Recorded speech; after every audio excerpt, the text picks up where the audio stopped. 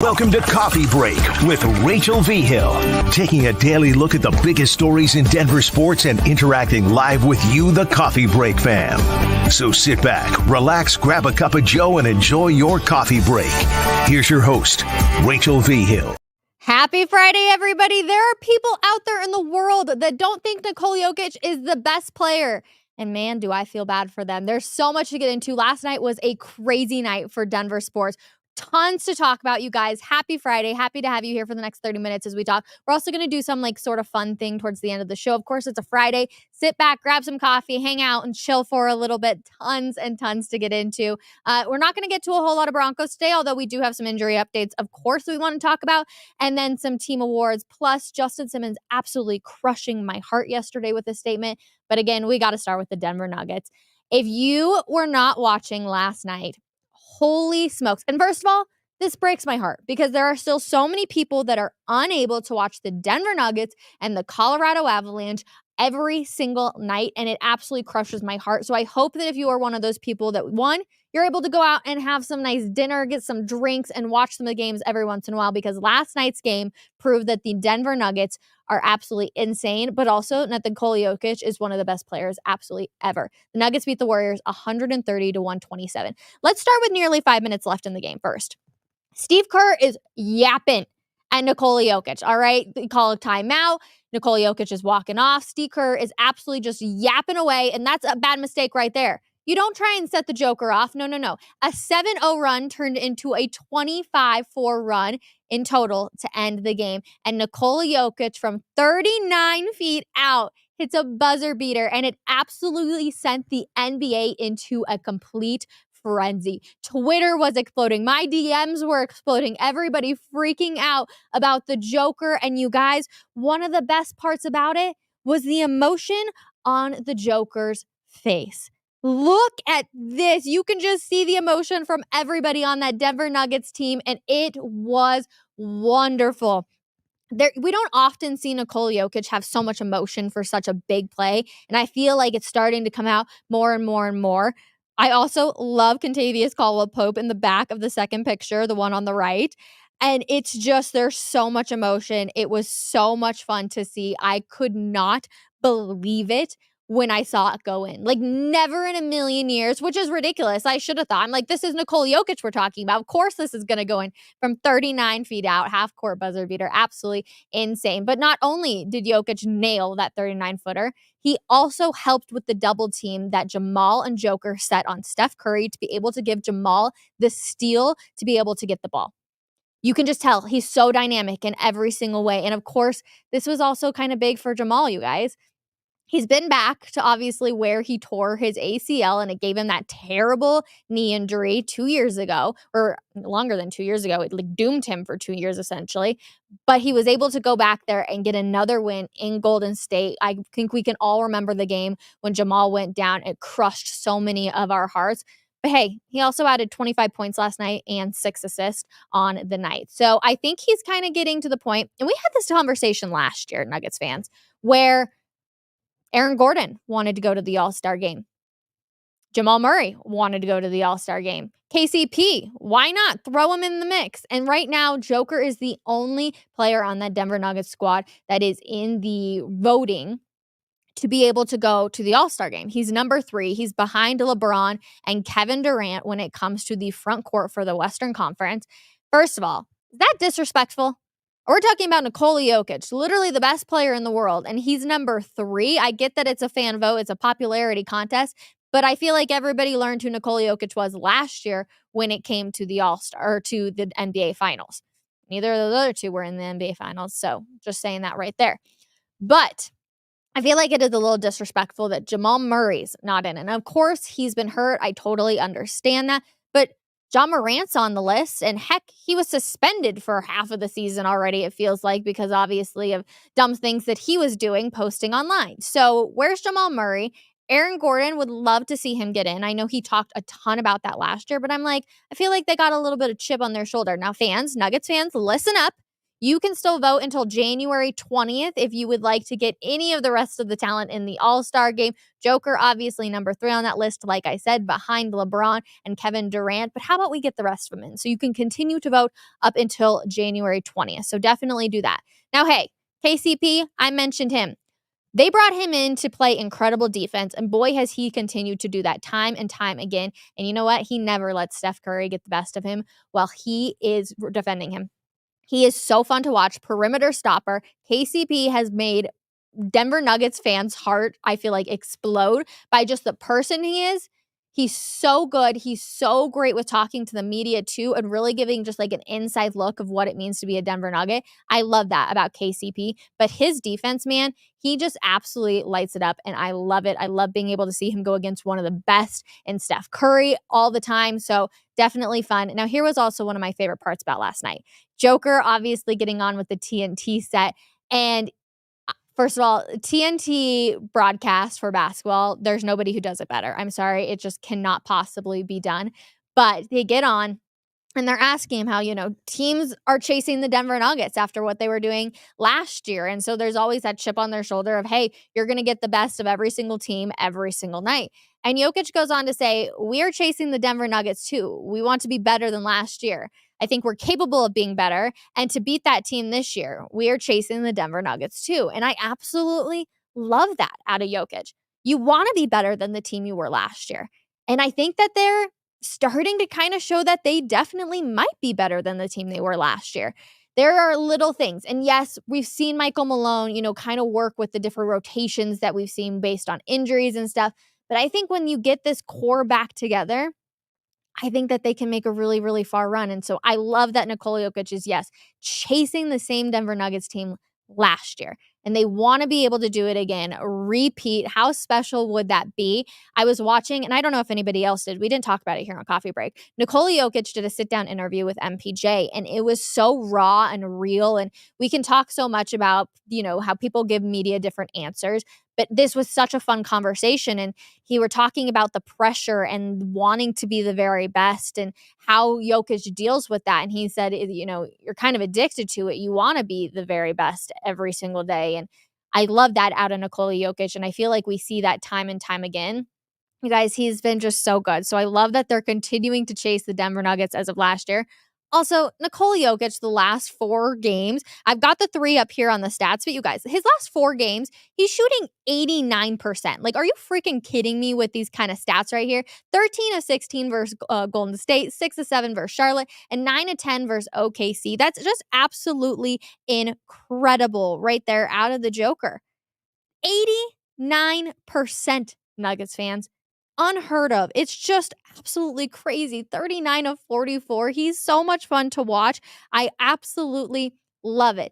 And then also, you ready for this? Nikola Jokic is the second NBA player in the last 10 seasons to hit a game-tying basket and a game-winning buzzer beater in the final 30 seconds of the game. Can anybody else guess the last time that happened?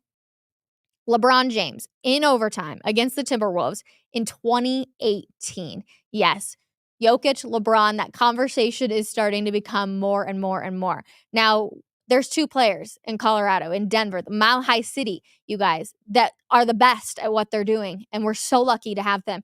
Nikola Jokic is obviously one, but how about Nathan freaking MacKinnon as well? They overcame a 4-2 deficit to beat the Stars in overtime, 5-4 last night. I honestly thought that game was over. I had gone upstairs. I was hanging out with some friends. I'm like, the game's over. All of a sudden, we are FaceTiming my fiance's stepbrother, who is showing us the game on the phone. And I'm literally like freaking out because I'm like, of course they're going to be able to win this one in OT. Nathan MacKinnon with a beautiful breakaway, showing the speed he has, and then just an absolute sniper shot to be able to pull in the OT winner against the Dallas Stars. He has 21 points in his last 9 games. That's insane, you guys. The numbers that Nathan MacKinnon is doing right now, absolutely crazy. 64 total points, tied for first in the league. He is leading the NHL right now. It's absolutely wild to watch what Nathan MacKinnon has been able to do. And you guys, he's finding the back of the net on 20% of his shots. 20% of his shots, he's finding the back of the net. seems like it's unheard of. And Nathan MacKinnon is playing a completely different style of hockey than I feel like we've seen. There's this huge chip on his shoulder. He's obviously in the Hart conversation. And it's been so crazy to see the leap from last year to this year, or even just years in the past to this year. It's just wild to see what he's been able to do. And time again, that's what I think is even more insane. He's also going to be representing the Colorado Avalanche in Toronto at the 2024 NHL All-Star Game. Now, here's the thing. With the way that the NHL has formatted this game, you can only get one player from each team. So obviously that's leading out quite a few good players that the Colorado Avalanche team has done. Now, Cale Makar is obviously going to be the top one that everyone's going to be like, well, what about Cale? Could he get in? So yes, he can get in. He can be one of the 8 skaters, I want to say it is, but you have to get voted in by fans over the next week. So of course, just like Jamal Murray or Aaron Gordon, you guys have to be able to go vote for Cale Makar to join Nathan MacKinnon in Toronto for the NHL All-Star Game. So definitely do that. It would be so fun to be able to see both of those guys be able to represent the Avalanche out there. And then also, you guys, just going back to this fact, the last time that 2 players representing the same city had an OT goal and buzzer-beating game winner on the same night was JT Comfort and Gary Harris on February 1st of 2018. So the last time that ever happened was still 2 players here in the Mile High City. It's kind of crazy and such a full circle moment because I feel like in those years, both teams were close but not close to achieving the goals that we had hoped. And then obviously since then, the Avs have won the Stanley Cup. The Nuggets won the NBA Finals. So much has happened. And it just brings me back to, it kills me that so many Nuggets and Avalanche fans cannot watch the game. And you guys, I see it and it makes me so sad. Anytime we talk about the Nuggets or the Avalanche, so many people just tune out because they're like, I don't know anything about these players. I don't know anything. But here's the thing. You got to be able to, I don't want to blame you guys, the fans, for not being able to get into it because of the battle that's going on. But I also want you guys to take the initiative. Literally, some of the best players we are ever possibly going to see play these sports are here in the Mile High City. So buy the cheap tickets to be able to go see them. Go out to a bar if you can't watch it on your TV at home and try and watch these games. It's absolutely incredible and so much fun to watch. And it just guts me. And it always makes me so sad that so many people can't do it. Now, of course, I know people obviously love the Denver Broncos. I love the Denver Broncos as well, but I also have grown to love the game of hockey like I never thought that I would. It has been so much fun for me, such a pleasure. I love the intensity that comes with the NHL, but then also I grew up loving the NBA as well. So I'm with you guys, but I promise you it is so much fun to be able to dive into all of these teams here. And we are so lucky right now, especially with the Broncos being the way that they are. And speaking of the Broncos, Mike McGlinchey obviously left the game on Sunday. And well, first of all, we were all a little worried because we thought it was his elbow and we were like, oh no, or a shoulder of something of that nature, and ended up being his ribs. And so if he is able to be in the starting lineup come Sunday when they play the Raiders, they will have had the same starting offensive line for every regular season game for the first time since 2011, which is actually kind of crazy to think about. So, of course, we obviously want to be very cautious of injuries and such, but he's trying to get out there with that rib injury that he's dealing with. He hasn't practiced yet, but he said that he's doing his best to try and get out there because he knows that it would be really big and be able to do that. So, of course, we're sending him the very best to be healthy in general, and dealing with a rib injury that has to be extra, extra painful. Also, you guys want to hear something really embarrassing about myself yesterday? So I'm working out, doing Pilates, absolutely love Pilates, and we're doing toe taps. And I'm one of those people when I go into a workout class, I'm like, okay, get the best workout that you absolutely can. All of a sudden, I fall flat on my back, and there's this thing called a Pilates chair, and it has this I don't even know it's a little step thing, but it's a weighted step. I smack my head down on the back of that thing so hard. I actually have a bruise on the back of my head right now. And all I can think about is how these players do, they hurt themselves literally so bad playing games. And then they go back out there. And I had the worst headache last night. And I was just thinking of all the players that, deal with a rib injury of some sort, and yet they're going back out there on Sunday ready to go. So that was my embarrassing moment of the day yesterday, but it's literally all I could think of when I was thinking of Mike McGlinchey and, reading about everything that he did. I was like, oh crap, Like, he's going to go back out there with a hurt rib, literally not even a week later. So I give props to all of those guys. But yeah, that was my embarrassing moment of the day yesterday, in case anybody wanted to know. Also, speaking of Mike McGlinchey, he spoke to the media yesterday because he was awarded the Darren Williams Good Guy Award, which is given by the team's beat reporters. It's essentially, somebody that shows so much respect to, the reporters and to the league and to the game and puts on a good face. And, we don't always get that as media. I'm sure you guys hear us complain about, a lot of people will just give us some blank answer. Some people just don't even want to talk to the media at all. So we always appreciate the guys that definitely do put their best foot forward and be able to, talk to the media, give us good answers, represent their teams very well. And I think Mike McGlinchey definitely does do that. He's very much a leader. Even though I may get a little frustrated with him because I call him Mike McFlinchy, I definitely do appreciate and respect what he's able to do. Also, Patrick Surtain was named the recipient of the 2023 Demaryius Thomas Team MVP Award. Obviously, DT tragically passed away a few years ago. We all miss him dearly. I have a mentor in the industry who absolutely loved DT, and every single time she comes to Denver, she's always like, I see little things that remind me of him.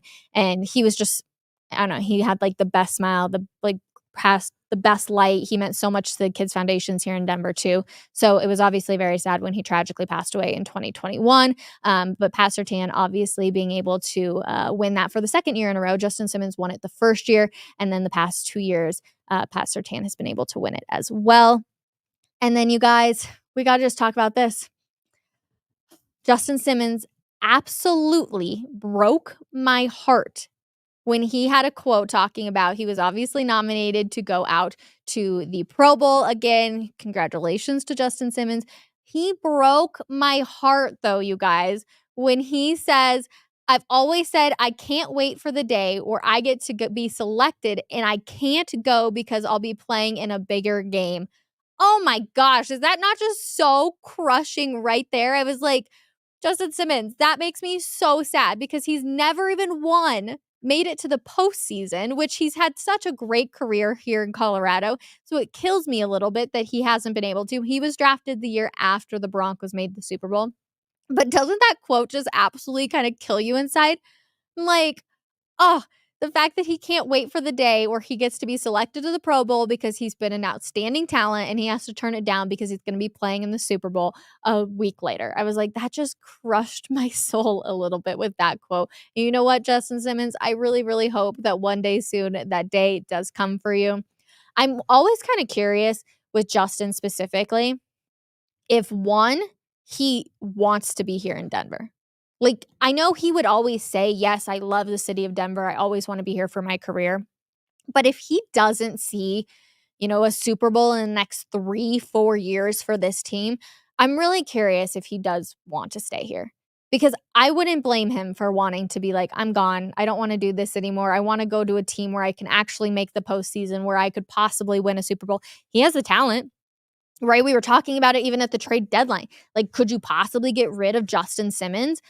I just don't know. And it to see a quote like that, it breaks my heart even a little bit more, just because he's done so much for the city of Denver, and he's been such a consistent player who has put on such a product on the field that, yeah, it just breaks my heart that he has never made the postseason with the career he's already had, never been able to do it. It's like Champ Bailey. Champ Bailey was never able to win a Super Bowl. He was one of the big reasons that I got into football in the first place.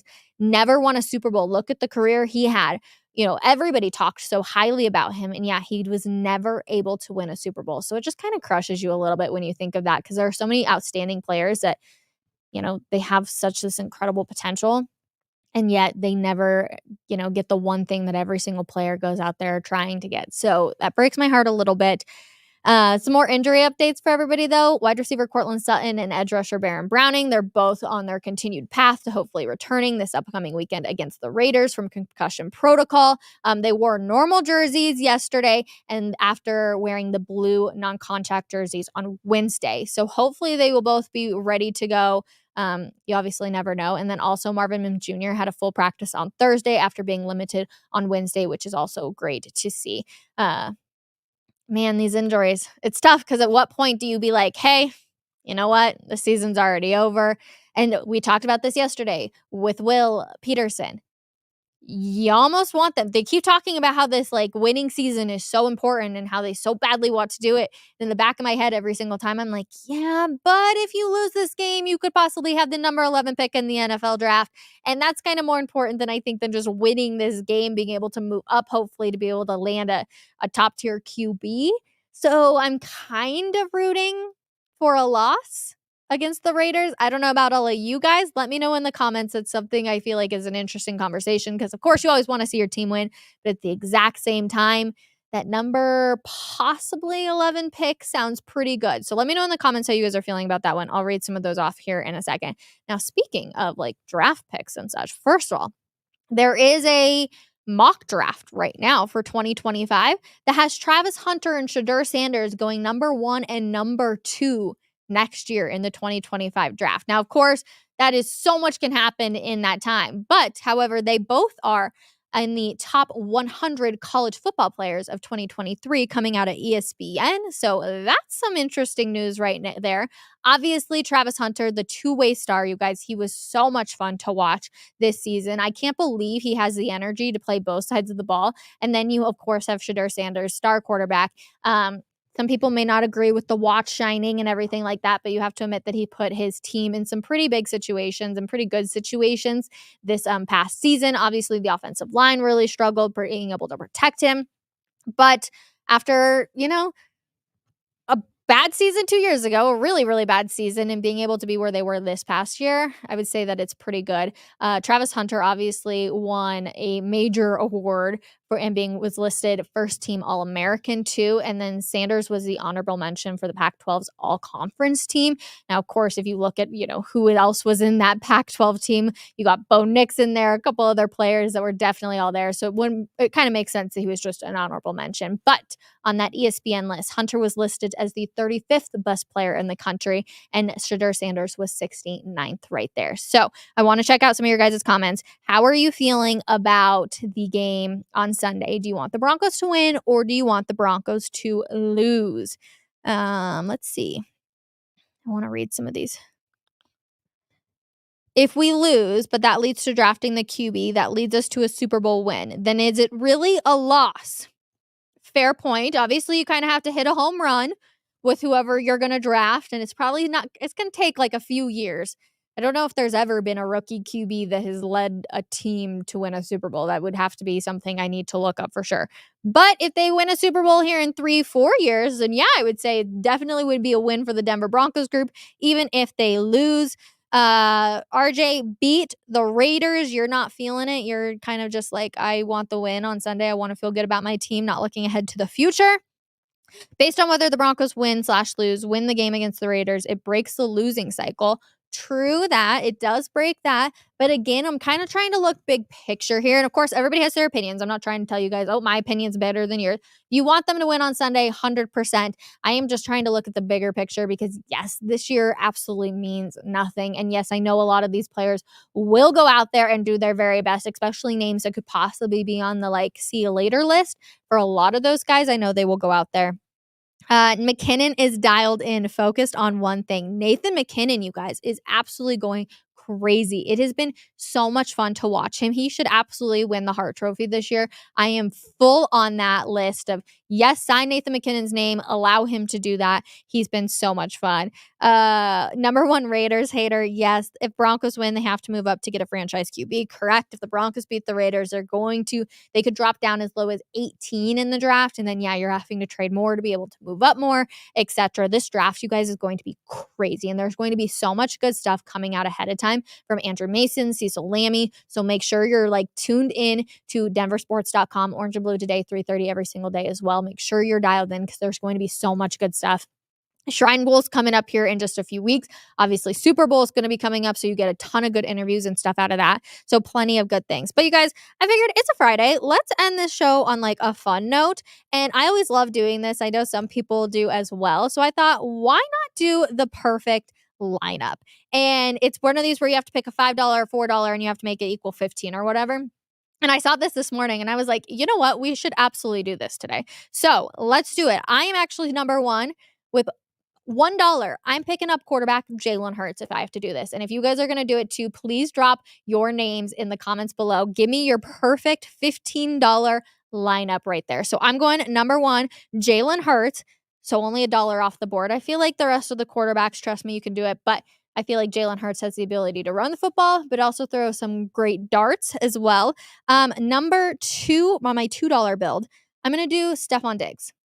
And some people might be like, oh, Rachel, you could do a lot better than that. Just hold on. I think I'm going to go with Stephon Diggs because with my $3, I'm going to go DK Metcalf. I love having that big build, just like if we could have a Tim Patrick come back for the Denver Broncos, that big build wide receiver, and I feel like DK can always do that. So I've got a $5 build right there. I'm going to move up real quick to my number $5, and I'm going with Christian McCaffrey. He can do it all right. He's absolutely insane. He's so much fun to watch. Obviously love that he's from Colorado, has that connection right there. So my $5 I'm taking with Christian McCaffrey.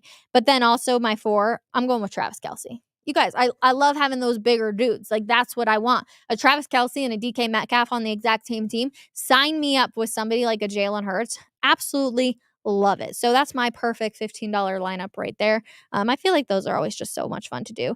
I'm going to be very curious too to see with all the playoff stuff. Not that I'm excited for the Broncos season to end, you guys, but I definitely am ready for the playoffs to start. I'm like, okay, now that the Broncos playoff hopes are crushed and whatever, I'm done. I'm like, okay, let's get into some football or playoff football. It's always the best time of the year as well. After that, we get into March Madness, which is also just like one of the best times of the year too. So there's so much good stuff. I'm going to check just to see if you guys did give me anybody. Let's see.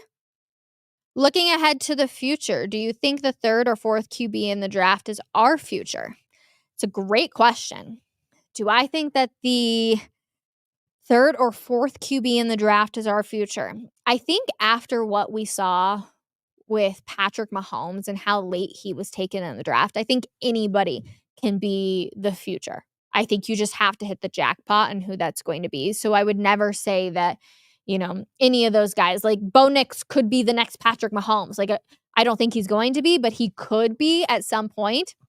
And it's true. And I always feel like that number 1 pick can definitely be a bust at some points, even though people expect them to be the savior for a team. So it's just, you're gambling on whoever you think. And I think it does matter of who you're putting in the right system. And obviously, I can't believe we've almost gone 30 full minutes without me saying this name, but it's an example of Russell Wilson was an amazing quarterback when he was with Seattle because they had a great system in place for Russell Wilson.